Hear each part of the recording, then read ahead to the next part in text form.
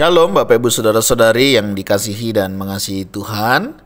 Kita bersyukur kalau hari ini Tuhan boleh memberkati kita. Mari sebelum kita membaca dan merenungkan firman Tuhan, kita berdoa. Tuhan, terima kasih, kami mengucap syukur untuk kasih setia-Mu di dalam hidup kami. Kami bersyukur untuk kebaikan-Mu, kami bersyukur untuk kemurahan-Mu, kami bersyukur untuk pemeliharaan-Mu. Terima kasih ya Tuhan untuk apa yang Engkau boleh berikan bagi kami. Sebentar kami akan membaca dan merenungkan firman-Mu, berfirmanlah dan biarlah kami mengerti apa yang menjadi kehendak-Mu di dalam hidup kami. Kami berdoa ya Tuhan di dalam nama Tuhan Yesus Kristus, haleluya, amin.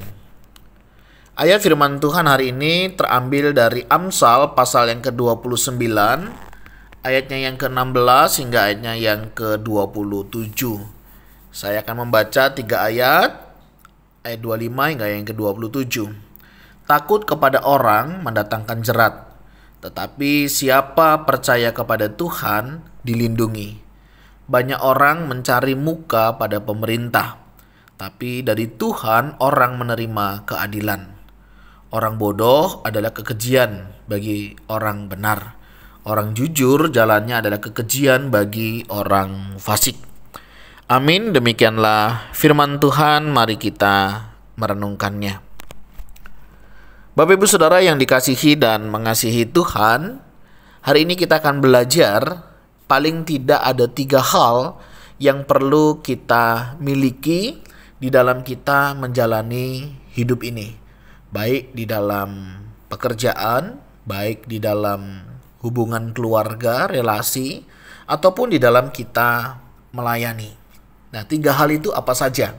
Yang pertama, dalam kitab Amsal kita diajarkan untuk percaya kepada Tuhan. Percaya kepada Tuhan ini penting Bapak Ibu Saudara ya. Dengan kita percaya artinya kita mempercayai Tuhan kita. Dan kita akan mempercayakan hidup kita kepada Tuhan. Untuk apa? Untuk kita dipimpin, dibimbing olehnya. Dalam hidup ini paling tidak ada 3 hal yang bisa mengubah kehidupan kita. Yang pertama ketika kita berjumpa dengan Tuhan kita. Yang kedua, ketika kita dicintai oleh karena cinta, ya, bukan karena ada sesuatu di dalam diri kita, tetapi karena memang cinta itu tulus, lahir dari orang yang mencintai kita. Yang ketiga, kita bisa berubah ketika kita berjumpa dengan orang-orang yang memiliki takut akan Tuhan, karena akan membawa pertumbuhan di dalam kehidupan kita. Nah, sebagaimana kita bersyukur di gereja kita ada persekutuan cross begitu ya, ada kelompok pemuritan, sehingga kita menemukan kelompok-kelompok yang membawa kita untuk takut akan Tuhan. Karena orang yang takut akan Tuhan, hidupnya itu akan dilindungi oleh Tuhan. Berbeda dengan orang yang takut kepada orang, ya. Justru itu akan mendatangkan jerat di dalam kehidupannya. Ini bagian yang pertama ya. Jadi kita dalam menjalani hidup penting sekali kita takut akan Tuhan. Dengan kita takut akan Tuhan, kita akan mengalami perubahan di dalam Tuhan. Bagian yang kedua, dalam hidup, dalam bekerja, berkeluarga atau apapun, saudara, janganlah mencari muka. Ya, saya diingatkan dulu, kalau pergi-pergi jangan lupa mukanya dibawa. Kenapa? Supaya kita nggak perlu cari muka. Ya, ada orang itu di kerjaan cari muka, di pelayanan ada juga yang cari muka begitu ya, menjelekkan temannya supaya dia kelihatan baik begitu ya, merendahkan temannya supaya dia mendapatkan pujian ya. Ada banyak orang kadang mau cari muka ya, yang salah dianggap benar.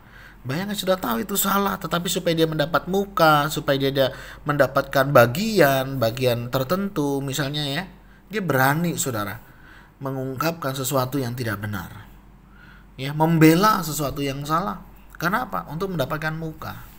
Banyak ya saudara, hati-hati kita bisa cari muka. Oleh sebab itu kalau kemana-mana jangan lupa mukanya dibawa, supaya kita tidak perlu cari muka. Ya, banyak orang mencari muka pada pemerintah, pada tempat pekerjaan mungkin, bahkan di dalam pelayanan ada juga cari muka ya, supaya lebih kelihatan beda dari yang lainnya. Tapi ingat, dari Tuhan orang menerima keadilan. Tuhan Allah kita Allah yang adil. Dia jauh lebih tahu dari apa yang kita tahu. Nah, ini penting saudara ya. Jadi nggak usah cari muka, cukup muka yang sudah Tuhan kasih. Artinya ya, kalau memang kita baik, tunjukkanlah sesuatu yang baik di dalam diri kita. Nggak perlu kita merendahkan orang lain supaya kita lebih tinggi. Ya, menjelekkan orang lain supaya kita kelihatan baik. Nggak perlu ya. Dalam hidup ini jangan cari muka. Kadang ya kita itu capek, kita itu lelah. Bukan karena banyak hal yang kita kerjakan, tetapi karena apa yang kita katakan dan yang kita lakukan itu tidak sesuai. Bagian yang ketiga, hidup dengan kejujuran. Orang bodoh adalah kekejian bagi orang benar. Orang yang jujur jalannya adalah kekejian bagi orang fasik. Bapak Ibu Saudara, hal ini mengingatkan kita, hidup jujur itu penting. Ya, ada satu negara itu menjadi negara yang paling bahagia, nomor 2. Berdasarkan hasil survei, bukan karena tingkat pendidikan yang tinggi, ya, keuangan yang melimpah, tidak. Salah satu faktor yang sangat dominan adalah kejujuran. Ketika orang hidup jujur, dia tahu akan bagiannya. Ketika orang jujur, dia tahu apa yang menjadi pekerjaannya. Dia tahu apa yang harus dia kerjakan. Dan dia tahu bagaimana dia harus bersikap. Orang yang berbahagia ketika orang bisa hidup jujur. Karena dia akan tampil apa adanya. Dia tidak perlu menutupi segala sesuatunya. Ketemu sama siapa saja bagi dia nggak ada masalah. Dimanapun saja dia nggak ada masalah. Kenapa? Hidupnya penuh dengan kejujuran, bukan dengan kepalsuan. Kalau orang hidup dengan kepalsuan, dia ketemu siapa, dia pasang muka bagaimana. Dia ketemu tempat yang bagaimana, dia pasang yang bagaimana. Nggak perlu, saudara. Kalau kita tampil apa adanya, sesuai dengan diri kita, sebagaimana kita anak-anak Tuhan ya, hidup yang berpadanan dengan Injil, ya kita akan nyatakan Injil dalam hidup kita dimanapun, kapanpun. Nah ini penting Bapak Ibu Saudara ya. Mari melalui 3 hal hari ini kita belajar. Yang pertama, mari kita percaya kepada Tuhan, karena Tuhan sumber pelindungan kita.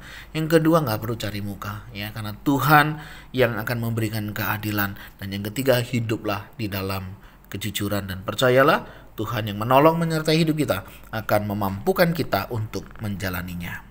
Tuhan, terima kasih. Kami bersyukur hari ini Engkau boleh mengingatkan kami untuk kami boleh ada sebagaimana kami ada. Itu semua karena berkat dan kemurahan-Mu. Kami serahkan hidup kami, biarlah kami menjadi berkat, kami hidup menjadi lebih bijaksana lagi. Berkati setiap kami dalam aktivitas kami, baik dalam pekerjaan, dalam pelayanan, dalam kesibukan kami hari ini. Kami mohon Kau tetap menjaga hati dan pikiran kami, untuk kami boleh tetap memuliakan nama-Mu. Kami berdoa ya Tuhan, di dalam nama Tuhan Yesus Kristus, haleluya, amin. Bapak Ibu Saudara, demikianlah renungan kita hari ini. Kiranya Tuhan Yesus memberkati kita sekalian. Shalom.